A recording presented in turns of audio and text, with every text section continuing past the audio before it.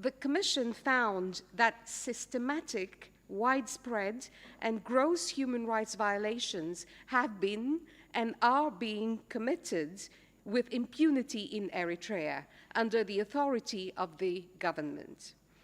Some of these violations may constitute crimes against humanity.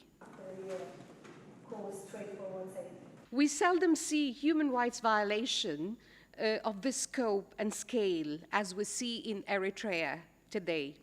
It is not surprising to us that these days a large proportion of those crossing the Mediterranean and using other irregular routes to reach Europe are Eritreans. They're fleeing a country ruled not by law, but by fear.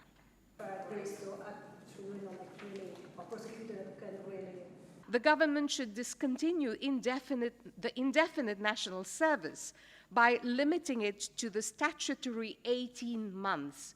It should establish and apply lawful procedures for apprehension of draft evaders and deserters.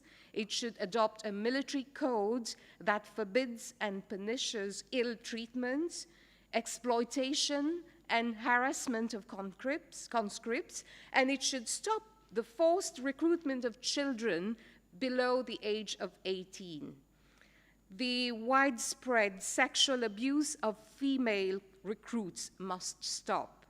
The government should implement a zero-tolerance policy for acts of harassment within the national service and defense forces. To the country, to the government, I mean, have you received any indication that they would in any way listen to what you have to say? So, which court is competent